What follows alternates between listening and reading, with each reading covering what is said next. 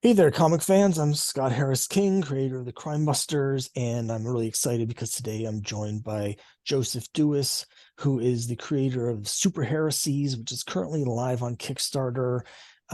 Like my series of Crimebusters, which most of you are familiar with already, the Superheresies uses a lot of public domain characters, a lot of public domain superheroes from the Golden Age. So I'm really excited to talk to Joseph about his comics and about his journey to making these comics and getting into the public domain. So thanks so much for joining me, Joseph. I really appreciate it. Thanks for having me. So I don't want to bury the lead. So why don't we just jump in and let me ask you about Super Heresies. What can you tell us about the comic and about your current Kickstarter campaign? Superheresies is I kind of wanted to take public domain superheroes and have them age in real time, so that they existed in the 1930s and 40s, and then so many of them just didn't really have a long run. So I wanted to show them kind of age over about 3 or 4 decades and show what happens to them. Um, And so I made our own versions of everything. Some of the characters are fairly close. Others are changed a little bit. Some of them are more clarified, whereas they didn't have origins before. It's clarified some of that stuff. But this is our third one, and they're all collections of short stories, and they're all self-contained. I wanted to kind of do it almost like a golden age style, or like even like an early golden age style, where you had like a bunch of different stories that were really short, and then you have different characters in them, and then just kind of have like no real continuity in them, but show that they're all in the same world. Oh, cool. Very cool. As a fan of Golden Age books, that's one thing I really like about the Golden Age is reading multiple stories where you could pick up an issue and they'd have, five or six different characters in each issue. So you get like a variety of stuff. So I really appreciate that sort of old school anthology feel to that. Yeah, I really like that. If you read older comics, like there's if you don't like one of the stories, there's 6 or 7 more of them in there, and it's funny because they would never name the books after the characters because they would swap out the characters if they didn't work. So um, you might have a character that's in there for a couple issues and nobody likes the character, and then they're gone. Um, More popular ones might last longer. But yeah, so I mean, the basic concept was we had this like superhero team, and the first time we did it, we had a team story. We had like a team up story between two heroes, and then we had a solo story. And then the last two have just been like collections of solo stories. So I've backed some of your previous campaigns and I've backed this one, so I'm really excited for it. But I am curious, like how you got into comics to begin with, and then what your journey was from being like a comics reader and collector to being a comics creator, assuming that was your journey. Maybe you started off as a creator and then discovered the golden age. I'm just curious what it was like for you. Well, I've read comics since I was about 6, and I always kind of wanted to be a comic book writer, and life didn't really take me in that direction. So I was doing other things. I had tried to do short stories, and I wasn't really working out. And I just decided, like, my wife was pregnant with twins, and I was like, I need to like leave something for my kids. I want to do creative things. I want to leave something for them. And I figured like the short story thing wasn't working out. Just to do comics because that's what I always really wanted to do. And I figured like if I'm gonna fail at doing something, like at least I'll do something that I really like to do. Um, so I started doing horror comics. We still are gonna go back to that eventually. But yeah, for right now we're just focusing on the superhero ones. Well, I really relate to what you just said there. I started reading comics when I was 10, and I always wanted to make comics. Like immediately I was like, this is it. I love the art form, the form. I want to make comics. And then back, in the 80s, it was like, how am I supposed to do that? Like, I don't have the money for these big print runs. I don't have any way to distribute it and all this. And so I just never did it. And it was very helpful that now you can do print on demand, and you can do things like Kickstarter. So it's so much easier to get the product out there and get it printed. But the big impetus for me was really not quite the same as what you're saying with your wife being pregnant with twins, but it was a similar sort of life sort of experience. For me, it was my parents both passed away. So my mother died in 2016, and my father died right after the first issue of my series Crimebuster came out.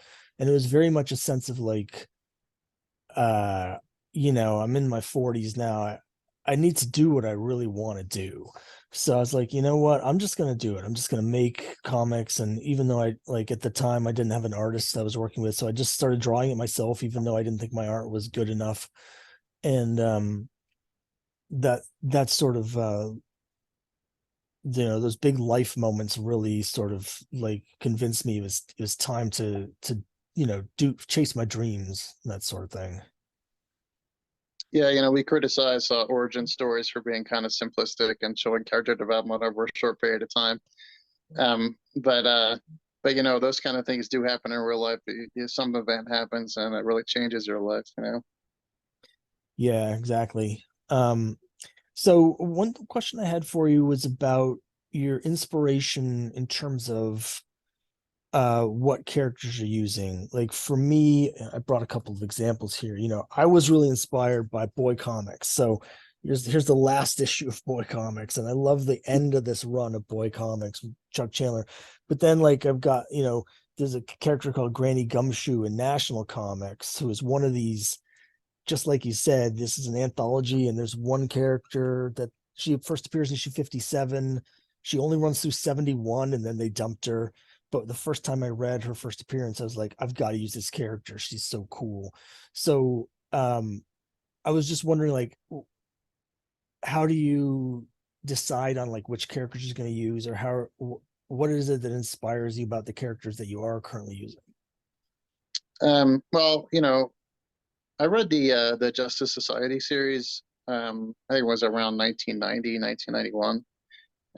With the Mike Parobeck art. And that was like really an important series for me. It didn't last very long, but and then I started looking back into Golden Age characters, especially Justice Society, and I got really into Justice Society. And when I found out about public domain characters, like I was like, is there something we can do with these characters where they would sort of get the same, they would get as much attention as the Justice Society did. The Justice Society was really lucky because that comic, All-Star Comics, lasted through May of 1951, and at that point, superhero comics were really falling out of favor.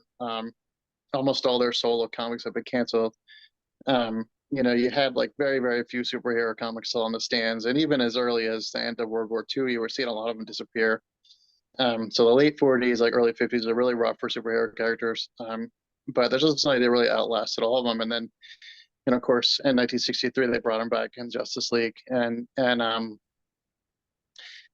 they've pretty much been around more or less since then. But you got to see these characters really age and get married and have kids and do all this stuff. And I was thinking about like these golden age superheroes who got canceled and fell into the public domain. Like what would they have done if they had gotten a second chance like the DC characters did? Yeah, that's a great point. Like, and I love this approach. I know another creator who's working in a similar area to us is Roy Johnson, and he does something similar, like in his book, The Sentinels, which is sort of like, what if those comics hadn't been canceled? And when I look at these Golden Age books, I think to myself, like, as you say, like the characters in the Justice Society, they were lucky in terms of how far they went. They were also lucky in terms of like some of those characters were lucky in that they were like kind of pet characters of the editors that were working there. Like Mort Weisinger would drag his handful of pet characters like Green Arrow around with him everywhere he went, even though they didn't necessarily sell that well. He just liked them, and he had the power to keep publishing them. When I see these Golden Age characters, I think to myself, like, a lot of them are not known today, but they were created by the same great creators. They're just as good conceptually, some of these, as the characters that succeeded. They just maybe, had a quirk of the company that happened to be publishing them, wasn't as powerful as DC, or the people that were working on them like couldn't continue them. But the core of the characters are just as good in a lot of these as the better known characters from the time period. Yeah, and I mean, when through the early and mid 50s, they tried superheroes. So many companies tried superheroes, and they didn't work out. Alice tried to bring back Captain America in the early 50s. That didn't work out. There were a few other superhero characters. Captain Flash in 1954 only had a few issues. But people kept trying superheroes and it didn't work out. Of course, in 1956, we know they brought in a second Flash, and if they had decided that they were going to reincarnate a different character, things might have gone differently. So I think the attention those Silver Age characters got really helped the Golden Age ones kind of come back, and that was pretty much pure luck too. I think, especially since a lot of those concepts were just very different than they were in the Golden Age, but they shared the same name.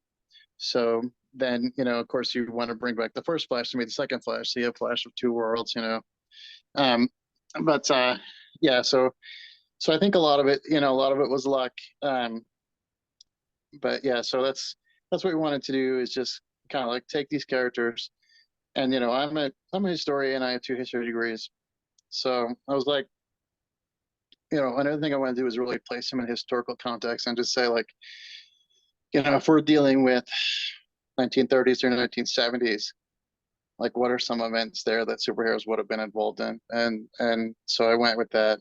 And because obviously we had the comics code, and that kept a lot of important and more mature things from coming into comics, really into the 70s.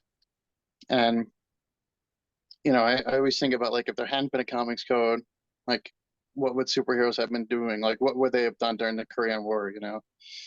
So that's some things that we go into. We also sometimes give them origins that they never had.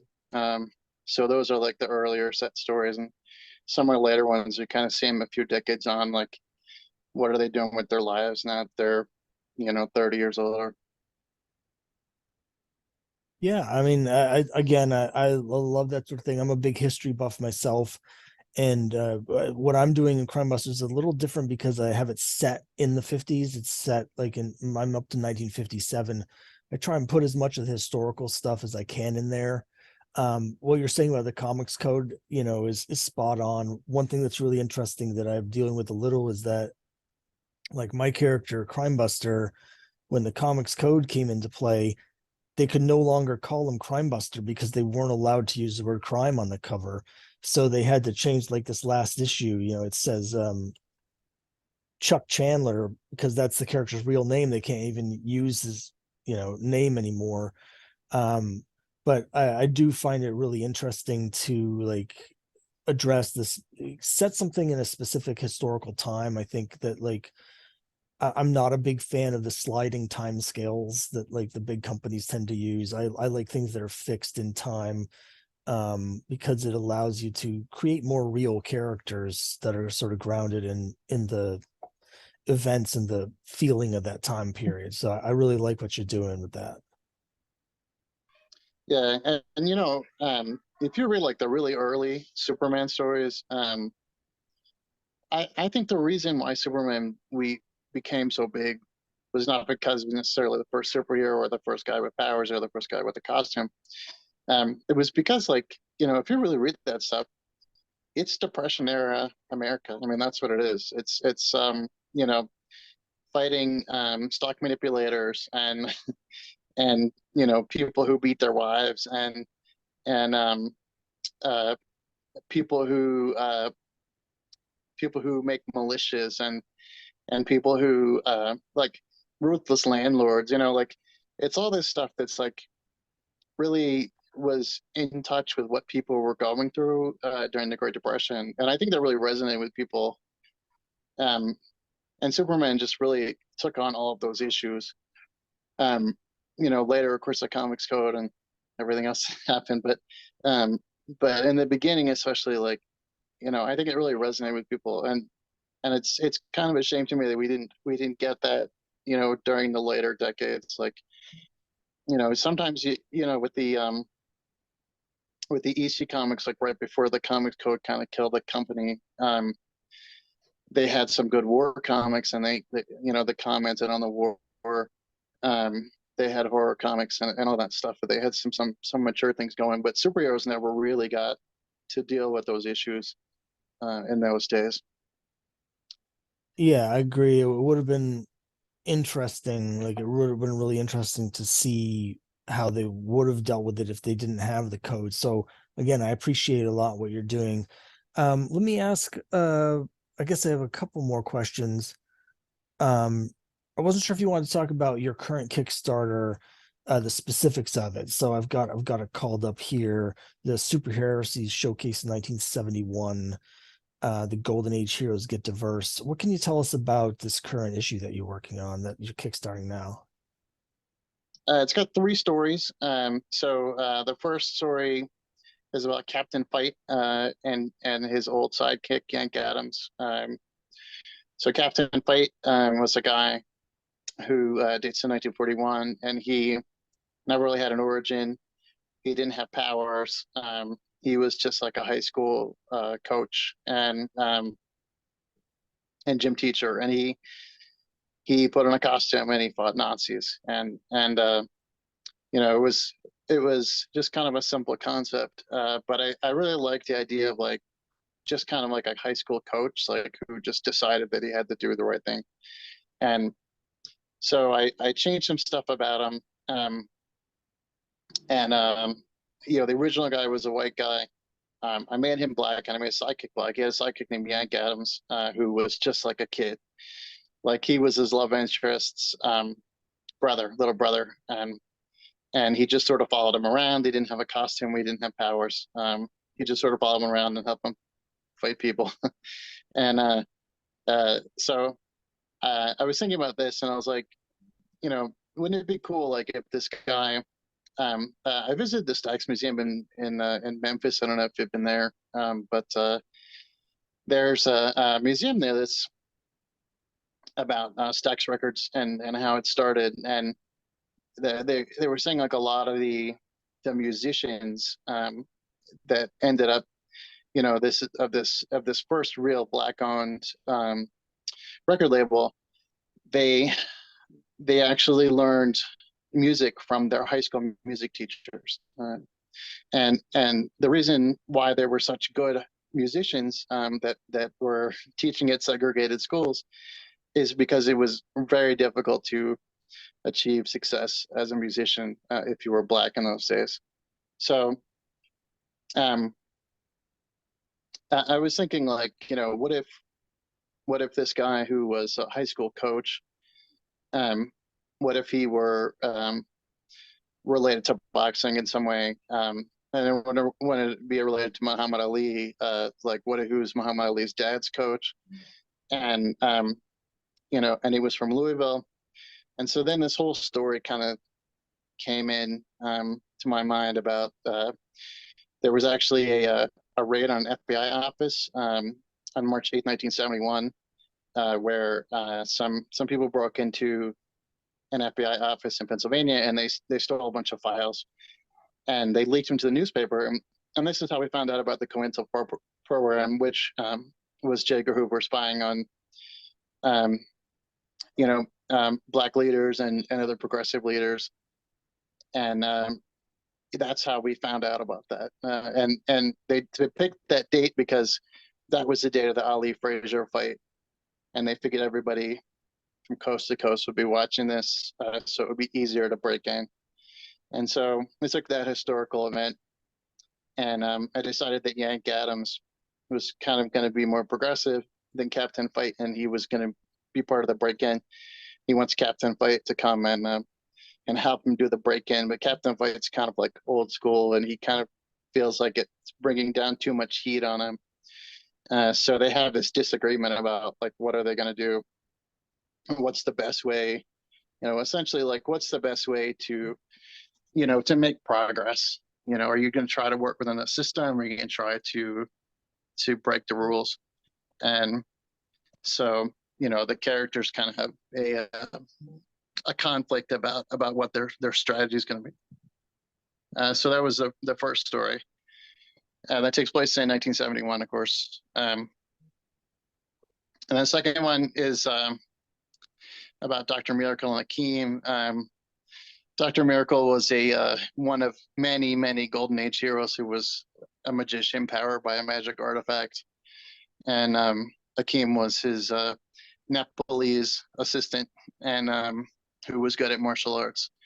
So they had about 10 issues from 1940 to 42 or so. And so, I read this and I said, this is a gay relationship. Like, and they never had relationships with anyone. There was no subplots or anything like that. It was just like straightforward plot. But I looked at it and I said, these guys seem like they're in a gay relationship. So I just said, like, just say they're gay. And and they never had an origin either. So we go back to 1938 and show them in China when the Japanese invade, and that's when they get to meet each other, and they have to decide like what are they going to do with this magic amulet, and they really don't like each other, and they have to decide to work together so that they can figure out how to use the amulet and they can survive a Japanese invasion. And then the last story is Diamond Jackie. The original character was called Diamond Jack. He was just a white guy who wore a tux, and again, he had a magic ring that allowed him to do magic. And so he never had a background either. So I decided to change it, and I met him a woman from Botswana, and she's just like a poor widow, and she finds this magic ring, and she has to figure out how to use it. But there's kind of a time limit because these cultists are coming after her, because the ring is inlaid with the eye of their demon god. So she only has about 7 pages to figure it out. So Well, I mean, as I've mentioned, I've already backed it, but I'm very excited to read these. These sound like really cool stories. And I like the kind of reinvention of the golden age characters. I know there's been some debate, like we're both part of some public domain groups online, and there's some people that are very adamant that you should only use them exactly as they were in the 40s. But I don't think there's any wrong way to use public domain characters, and I love updating them to make them relevant not just to today's readers but to ourselves as creators and writers. Like that's why we use them, is because there's something about the characters that speak to us. So I really dig what you're doing there. Let me ask what you might have coming up in the future. I know you already mentioned your horror books, and I know you've previously kickstarted 3 issues of the Crusade of Dracula, as well as some other horror books. But what do you have planned for the future, both for Superheresies or maybe some of your horror books? yeah, we're gonna do another Superheresies Showcase, another one of Soul Stories. And that's going to be focused on the women characters. We've already had a couple, but I think the next one we're probably going to have 2 or 3.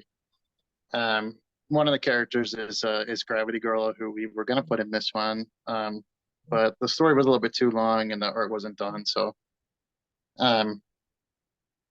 that's kind of a version of Bullet Girl from the 1940s.